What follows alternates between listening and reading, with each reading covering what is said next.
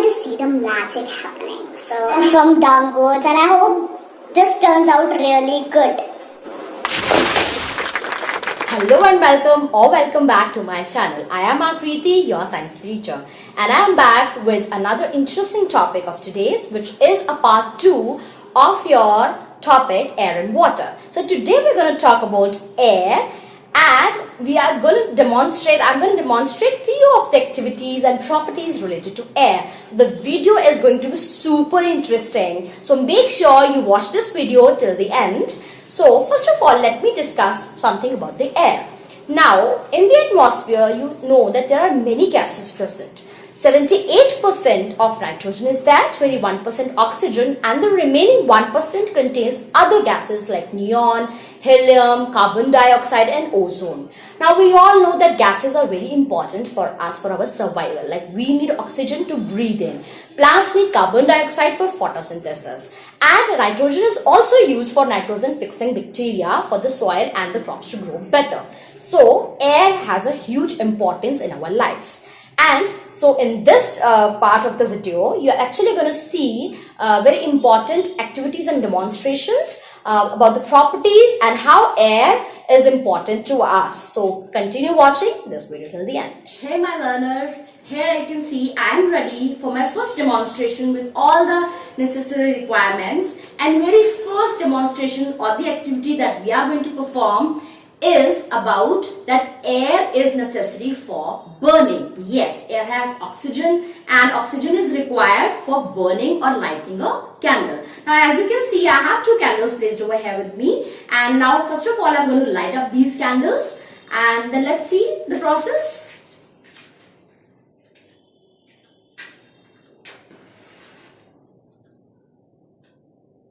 Make sure if you're trying out these experiments or the activities, it should be cautiously handled. Yes.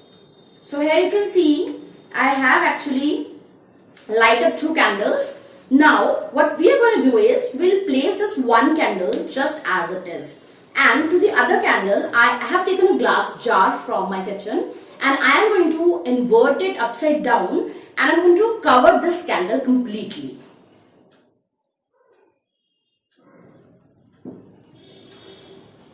Now what will happen is, as you can see, this candle is lighting, but this candle I have covered it completely. That means no air is entering inside the candle. And look at this now. The candle has stopped burning. Yes, the candle has stopped burning. Whereas this candle is burning. That means air is necessary for burning. Yes. So now as I have covered the candle, so whatever air was there inside, during that time the candle burned, but as the air inside finished, so no air is entering inside, so the candle has stopped burning, whereas this one is burning because this is getting continuous air from outside environment. So this proves our first property of air, which is air is required for burning. So now we are going to demonstrate another activity to prove that air occupies space. Yes, now every matter occupies space, so does air. So what I am going to do is, I have a glass and I have few tissue papers and a tub of water. Now what I am going to do is, I am going to crush two tissue papers or maybe more than that, and what I'm going to do is, I'm going to fill the bottom of this glass completely so that no air enters inside.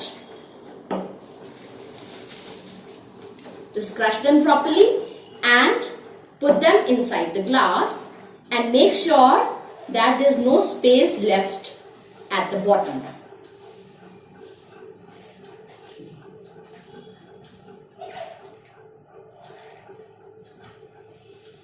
So yes, as you can see, I have managed to crumble the tissue papers and at the bottom just settled them down so that there's no space left.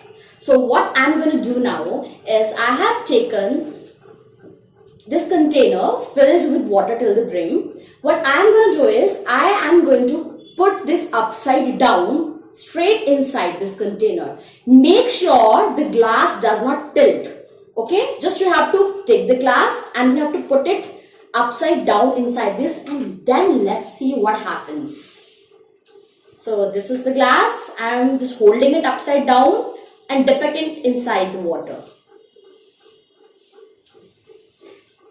As you can see, I have almost completely dipped this glass inside the container, and yes, now I'm going to take this out.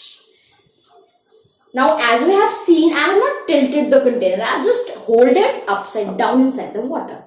Now, oh my God, what you observe is that the tissue paper is completely dry. Yes, I'll show you. I'll just take out the tissue papers, and you can see the papers are completely dry.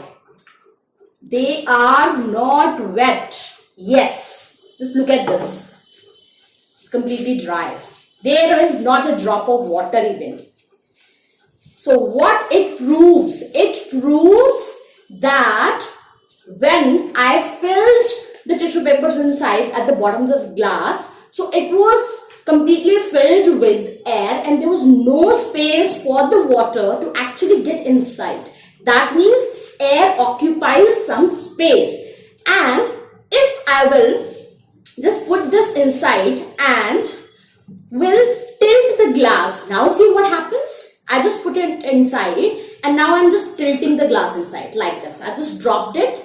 Now let's observe what happens. Let me just take it out.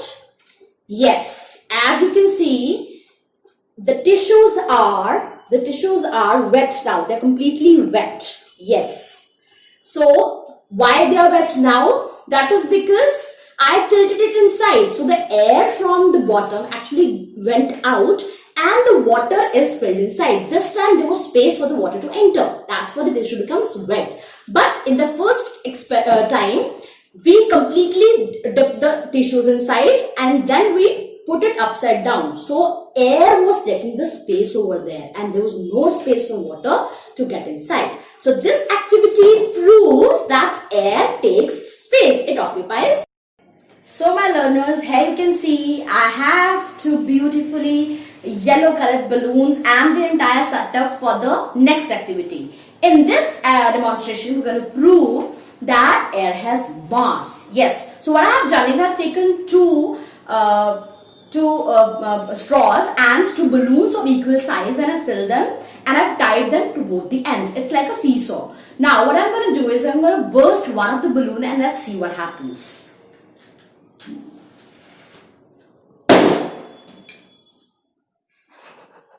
So as you can see in this, the straw having the balloon side completely fall down. That means there is some mass to the balloon which was tied on the other hand side. As the side become lighter, this side absolutely settled down. So that proves that air has mass. Hey my learners, since we have seen that air has mass, so air also exerts some pressure and the pressure exerted by the air is in all directions. So here we are going to validate this point through this demonstration. I have a glass filled with water completely up to the brim and I have a very thick cardboard with me over here. So make sure if you are trying out this activity, there is no air bubble inside this glass filled with water. So now to prove that air exerts pressure, what I am going to do is, I am going to place this cardboard. Now I am going to do this upside down and remove my hand and let's see how the pressure is exerted by the air.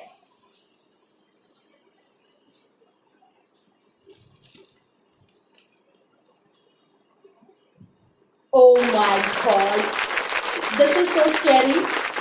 Yes. So as you saw students, as and when I turn this glass upside down, so and left my hand, still the water was not coming out of it. That means the air pressure was exerted from outside, from downwards to upwards. That pressure is exerted by the air. And if the pressure exerted from outside is more than the pressure exerted by the water, then the water will not fall down. It will not fall out. And that happens because of the atmospheric pressure. So this is very scary, very amazing magical activity that we did. I hope you enjoyed all the demonstrations that we have done today, and you can try them at home definitely with precautions. And now there are few of the applications of this air pressure, so we'll discuss that. So students, there are many applications of pressure exerted by the air. All the aeroplanes that you see, the paragliders that you see flying up in the air can fly only because of the air pressure, the pressure exerted by the air. Alright, so students, I'm going to show you one demonstration, one small activity, the application of how air exerts pressure. Now here I have a dropper bottle with me. So if you see this dropper bottle, if you see now, it is completely empty, almost empty, and there's only air bubbles present in this dropper. Now if I put this dropper without pressing it inside, what happens is the air exerts some pressure and the liquid whichever is present inside this will move away. And if I take it out, there's no liquid, almost there's no liquid. This is not filled completely with the liquid. That is happening because because the air was present in the dropper and there was no space for the liquid to enter inside the dropper. So if we want the dropper to be filled, what we need to do is we need to press this. We need to press this so that all the air molecules comes out of this dropper. And now I'm dipping it inside and dropping it and picking it up. Now you can see we have liquid in this. Alright. So you press it so that air molecules comes out and then dip it inside, release it, and then you will see lots of liquid inside this dropper. So this is one of the application of how atmospheric or the pressure exerted by the air happens. Same way we can drink cold drinks using the straws, using the same pressure exerted by the air. And in the tires of our vehicles also the pressure exerted by the air happens. So with the same application, there are many applications of this demonstrations that we have done. This is all about the applications and the demonstration. Hey my dear learners, I hope you enjoyed the demonstrations and the activities that we have done today in this chapter. And do read it out, and you can try a few of these activities at home yourself, and let me know in the comment section below how much you like this video. Did you enjoy it or not? And do like the video if you loved all the experiments that I tried today. And I will leave a link of the first part of the video somewhere up here on the card. You can click it and watch the first part of this video. So this is all from my side for this topic. We'll meet for a final part of this lesson, which is about air and water. Till then, take very good care of yourself. Enjoy your lessons. Bye for now.